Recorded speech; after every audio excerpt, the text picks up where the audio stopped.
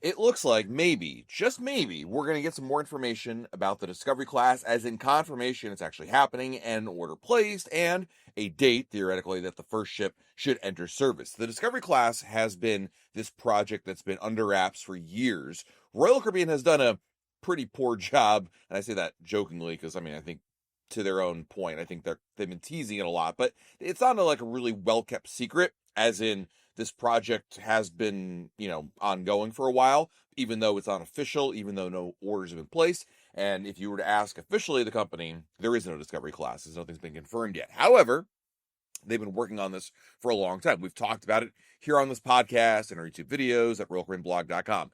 The difference is we recently got a report that there's been a leak at a French shipyard to indicate that there's going to be an order placed, or something announced anyway, in the coming weeks, which definitely makes it seem like an announcement is forthcoming. This is exciting for a couple of reasons. I'm going to talk about the bigger reason in a second, but first and foremost, what's really great about this is we're finally going to get, I think, confirmation of it.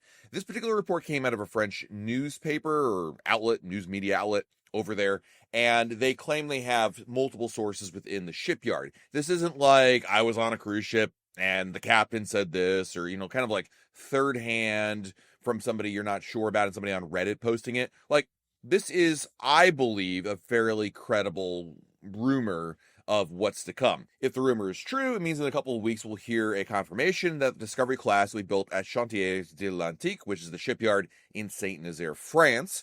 And we kind of already know that it's the Discovery class because in the article, they actually talked specifically about the Discovery class ships. The author did. So, I mean, to me, it seems like it's probable that that's going to be the announcement here. If you follow the Discovery class project at all, then you know that Royal Caribbean is building and I'm using air quotes here, smaller cruise ship. Now, how small is a really good question. On the one hand, we have heard from Royal Caribbean executives who have, again, teased about it. They haven't confirmed anything, but over the years, like Michael Bailey, who's the CEO, and others have kind of hinted and teased what it's all about. Essentially, the Discovery class is meant to replace some of the aging hardware. And since it's smaller, again in air quotes, it's led some people to believe it'll be a replacement for, like, say, the Vision or the Radiance class ships, which are the smallest in Royal Caribbean's fleet. But I really don't believe that means they're going to build a 2,000 or 3,000 passenger vessel. They're not going to build the Vision class 2.0.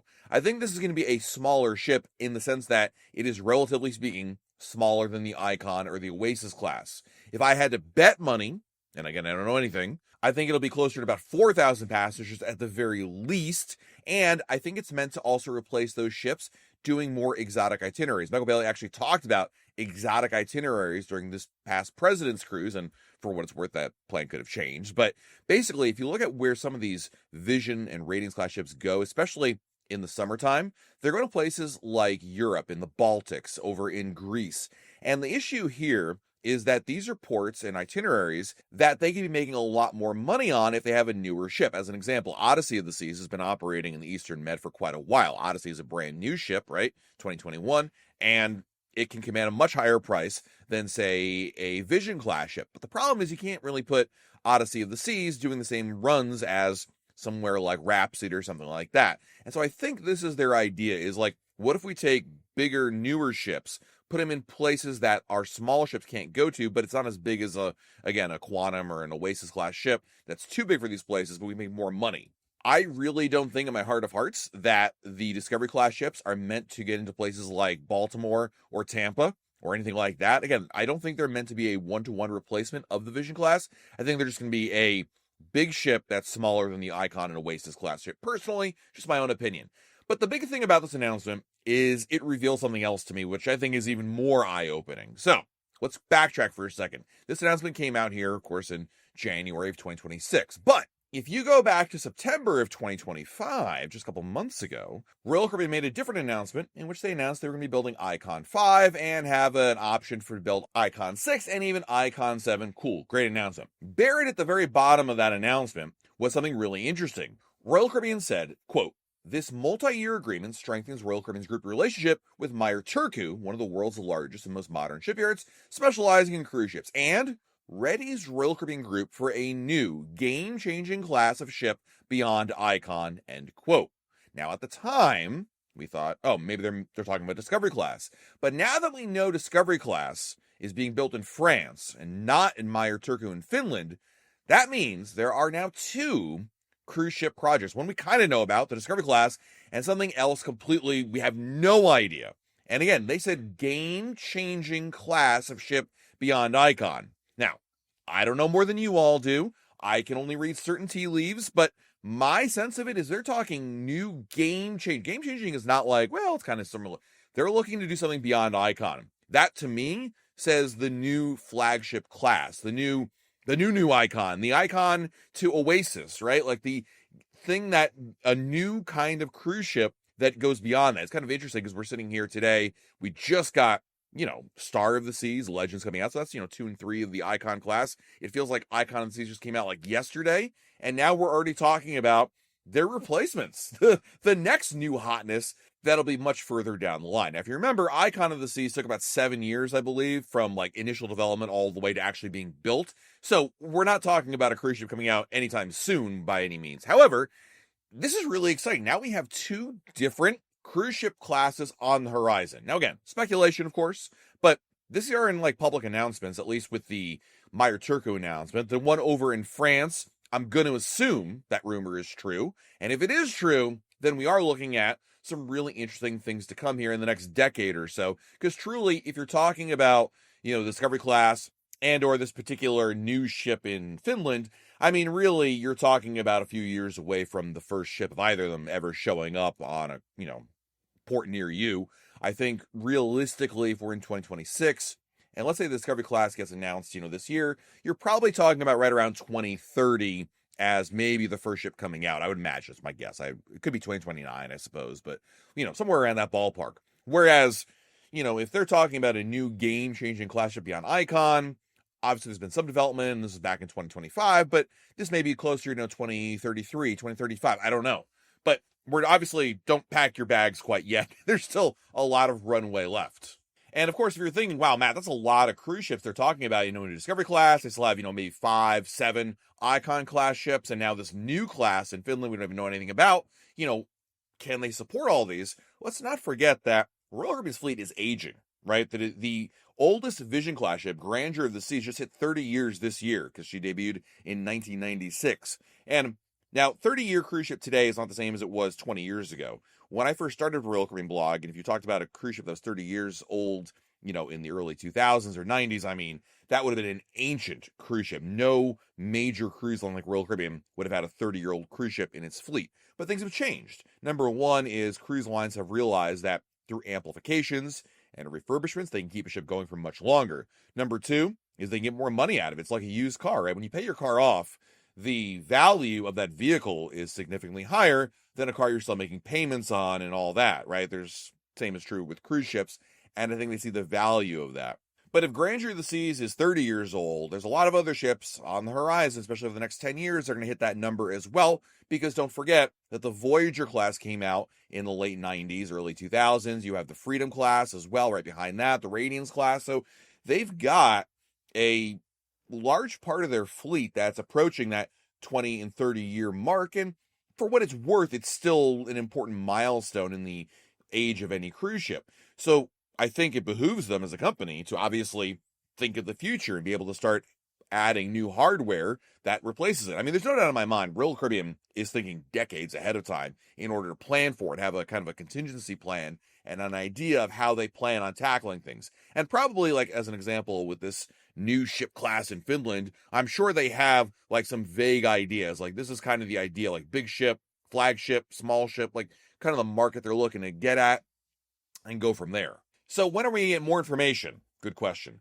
With the rumor here of the Discovery class or some ship over in France, whatever, they said a couple of weeks. Guess what's coming up at the end of the month, which would be Royal Caribbean's fourth quarter earnings call and fourth quarter earnings release, where they post these sort of things. And this is typically, not always, but in a lot of cases, a new cruise ship announcement or a new build or a new agreement to build a cruise ship has been tied into that. And certainly that would be a few weeks from when this report came out in early January. I'm not saying it is that date, but I personally am keeping my eye on that. As for this announcement over in France, I mean, it could be another couple of years before we hear anything, so I'm not really going to hold my breath on this. I'm not going to start ranking articles about what could it be, because we have zero information about it, but it is something to keep in mind as we look forward to the future. And for many of you like me who are always excited about what's to come, what Royal Caribbean's working on, well, I think we've got 2 new ideas in the pipeline.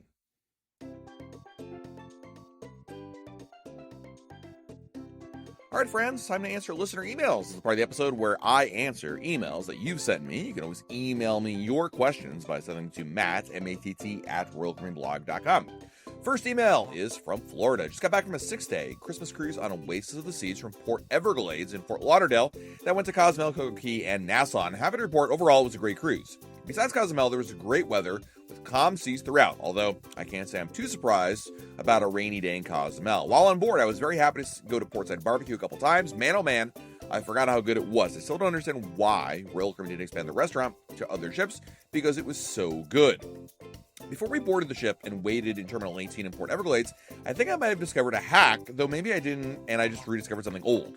In order to create an easier boarding process and shorter lines in the terminal, we were first directed through security and then directed to check in before heading upstairs and told to wait in the rows of chairs before heading to the final check of boarding passes at the gangway. While waiting here for a few minutes, I looked at the Royal Caribbean app and noticed that I was able to make reservations for onboard activities such as laser tag and ice skating, even though I was still in the terminal and not yet on the ship. My guess is that Royal System shows that I'm on the ship, even though when I'm really not. This could be a way to help get better at reservations for onboard activities, and I know that I will, for one, be doing this as long as it works. Another thing I was curious about is the upcoming points choice system. I was curious as to when things will get, such as conversion rates, how the program will actually work, and when it'll be implemented. I was also thinking about how, over the past few years, Royal has been aligning the loyalty systems for their 3 lines more and more. Could this mean we're moving closer to one system, or will Royal just make them as close as possible without actually unifying them to avoid controversy? Additionally, I just want to say thanks for all you do, to you and your team with the blog, to help all of us Royal Caribbean fans have a better cruising experience. Look, thanks for the email. So, a couple things there. As for your experience in the cruise terminal, I'm guessing you connected to the ship's Wi-Fi as opposed to the terminal Wi-Fi, or just simply remaining on cellular. I mean, I guess it's a hack in a way, in the sense that, you know, if you're there early, boarding hasn't begun yet, and you wanted to sign up for things in the app that weren't available pre-cruise, like maybe you want to get a, laser tag session, as you mentioned. I guess that would work. I mean, number one, it requires the signal from the ship to be close enough that you could do that. Like, I'm actually surprised that's the case. I've been in Terminal 18 over there, and if that's the case, sure. I mean, it's one of those things where, like, the time window that you're talking about in which you could be in the cruise terminal waiting to board is usually less than an hour. So it's not like you could use this, for a long time. But hey, any advantage you can get and saving time waiting in lines, absolutely. It's a great idea. As for the points choice system, all we've been told is that it'll be in early 2026. We'll get more information on things like you just said, conversion rates, how the program will all work. A couple things we do know is you will not be able to retroactively apply to old cruises you took. By the way, I should mention, the points choice system is the new program that will allow you to go on, say, a Celebrity ship or a Silver Seas ship and actually still earn Crown and Anchor points. Or if you prefer, you could go on a Royal Caribbean ship and earn Captain's Club points over in Celebrity, however you want to do it. It's basically a new program to make it easier to sail within the lines of the Royal Caribbean Group umbrella. So this is, on the surface, a very good option, because I think it enables a lot of people who may have always thought about trying, like, Celebrity as an example, but they're chasing points on Royal Caribbean, where they'd rather just get Crown and Anchor points, they can closer to Diamond or even one of the higher tiers right there. So with this new change, it would theoretically allow you to do that a lot faster. And your assumption, your observation is correct. I mean, they definitely want to make the lines a little bit more in line. I don't think we're going to get to like a Bonvoy situation like Marriott has, where the programs are certainly unified. I will tell you this much, in my opinion, based on nothing, but I don't think it's a good idea to unify the loyalty programs. Royal Caribbean, remember, in their base fare includes very little, Celebrity includes a little bit more, and Silver Sea practically includes everything. And I just don't think it would work out very well. I think there are some things that we enjoy as Royal Caribbean cruisers, and I'd be concerned that certain loyalty perks would be diluted and or removed if we got a true unified, like, perks program. Where, like, if you sail on Celebrity, you get the same benefits at Diamond as you do on Celebrity, and vice versa. I actually think it's better. Like, what they're going to do here with points choice, I love. And I think that's a great idea. I just hope they don't actually merge the programs together. I think there's value in keeping them separate. I do think there's also some value perhaps, and they've talked about this as well. They're going to be adding a new credit card, maybe to help earn status better. We'll wait and see on that one. But I truly believe that they are moving in that direction. They've said as much, that they're looking to get closer. I'm not sure we'll get to one system, but I do believe they believe that the system right now is way too segregated, way too siloed from each other. And I think that's probably part of the reason why they're making some of these changes. A lot of these are a long time coming. Our next email is from Allie and Chris's son, Reed. My name is Allie, and I'm writing from San Diego. I was wondering if you'd be willing to do a quick shout out to my husband, Chris. Chris loves cruising more than anything and listens to your podcast all the time. One of his big goals this year was being a travel agent. He actually did it. I'm incredibly proud of him, and it would mean so much to both of us. You give him a shout out. Thanks for you keeping his cruising dreams alive. Chris, congratulations on becoming a travel agent. It's a very hard job. I can never do that. And thank you for listening, my friend. Hope you're doing well. And more importantly, hope you have some fun cruises coming up very, very soon. Our next email is from Brett. First off, love your blog. What you've created with the Royal Caribbean blog is an incredible feat. I've been sailing with Royal Caribbean pretty much exclusively since 2004. First ship was Monarch, and recently started my own little agency since I found I spent so much of my time answering questions about Royal Caribbean to my friends and family. Had a question that I can't seem to locate an answer on regarding the new Royal Caribbean group match process. I've personally never sailed with Celebrity. I did go to the same college as Captain Kate McHugh, who really boosted their presence with their social media before leaving for Four Seasons Yachts. But my parents have done a couple of years ago. They recently asked me if they could get their Celebrity points from back then, I think 2023, added to their current Crown and Anchor points. I'd imagine probably not, but can't find anything definitive regarding that. I hope that made sense. Anyway, thanks again for your blog. You really do a great job, and I always love seeing your posts. I appreciate any help you've got or any other advice. No, you can't. We already know this. When they made the announcement, this announcement for the points choice we just talked about was made in October. It was kind of like that wasn't an offhand comment, but they kind of alluded to it and formally confirmed they're working on this during an earnings call with Wall Street analysts. And obviously I listened to what I posted about it, and then it got kind of picked up a little bit there. And basically this new idea, they've said so they've then made like a more formal announcement about it. And they said it won't apply to old cruises you've taken. So for your parents who took a Celebrity cruise in 2023, that wouldn't apply. It wouldn't work for them because it was in the past. This will only be for going forward. I think they're doing it for a couple of reasons. One, it'd be too complicated to try to convert all those cruises over. Two, I think it might dilute the program too much. And three, I think they're looking for a simpler approach going forward. And So sorry, bad news for your parents, but hey, maybe now you'll be able to join your parents on a Celebrity cruise and give that a try. I mean, that's really what this program is aimed at. I mean, for consumers, you're asking, why is Royal Caribbean doing this? For consumers, it makes it easier to earn points. For them, it hopefully means more bookings. They see it as loyalty members are a great asset for them, right? It just continues to, churn up new bookings, and it would churn up even more bookings if someone who is a Royal Caribbean fan could now suddenly cruise on Celebrity and not compromise their step up in the ladder or just simply trying to accrue more points and whatnot. Next email is from Elizabeth. My sister Megan and I are interested in planning a family cruise for our two families. Here's a little bit about us. My family is my husband, myself, our 10-year-old son, and 5-year-old son. Megan's family has a husband, 6-year-old son, and 4-year-old daughter. We came across your channel on YouTube, and we were very impressed with the amenities on board Icon of the Seas. But I have a couple questions. We're interested in a 7-day Eastern Caribbean cruise at the beginning of August of 2026, or a 7-day Western Caribbean at the end of July of 2026. We would be driving to the port and not interested in flights. We're based in Wisconsin. What are the documentation requirements for our kids of our ages for these cruises? So assuming, Elizabeth and Megan, that you're all U.S. citizens and your cruise begins and ends in the same port in the U.S., which I believe it will, then you could cruise with you can either cruise with a passport, which is ideal, or a birth certificate. So your kids could go with a birth certificate. You need the original birth certificate, like with the raised seal. You could do that. There are two reasons why I don't recommend this, and I do recommend instead paying for a passport.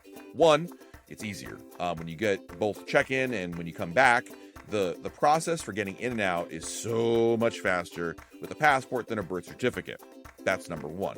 Number two, in the rare event of an emergency that would require you to go home without medical emergency, I don't know what happens, right?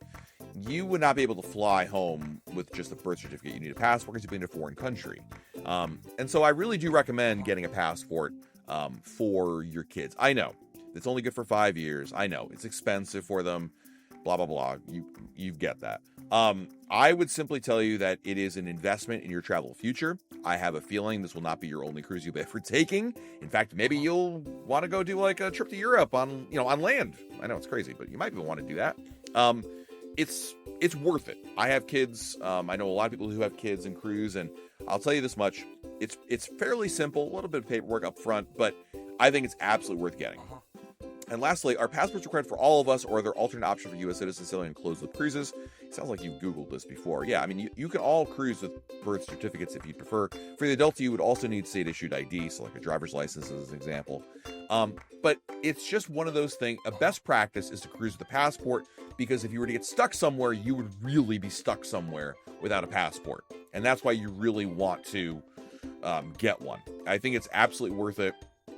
Again, it's an investment in your travel future. Don't look at this as one trip. This is one trip today, yes, in 2026, but you're going to want to take other vacations in the future. And now you'll be able to open up a whole slew of options for you that maybe you didn't have before.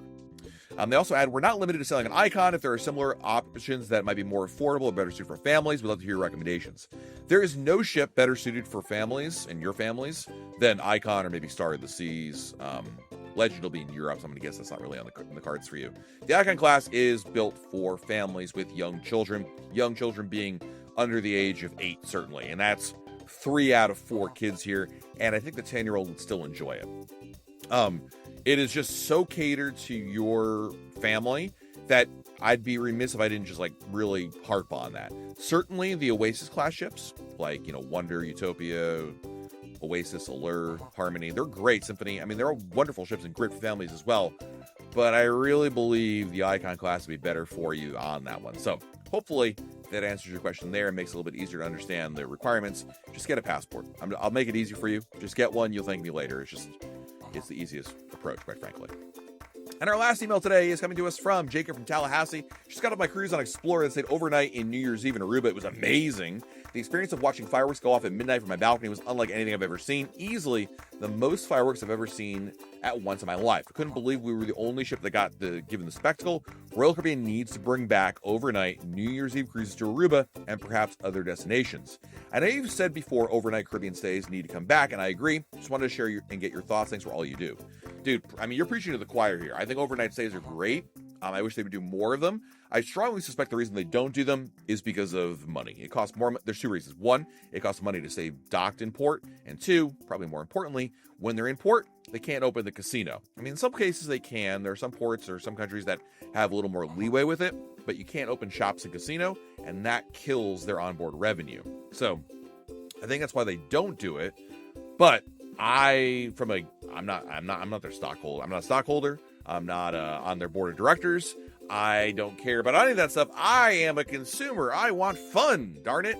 And I'm with you, Jacob. I want to see more overnight stays, and the fireworks sounds like an amazing idea right there. And just to be able to do it over New Year's Eve, and man, what a great idea. So glad you had an awesome time there. Thank you, Jacob, for the email. Thank you, everybody, for checking out this episode of the Royal Caribbean Blog Podcast. Of course, you can email me your questions, Matt@RoyalCaribbeanBlog.com. Until next time, I'm Matt. We'll talk again real soon.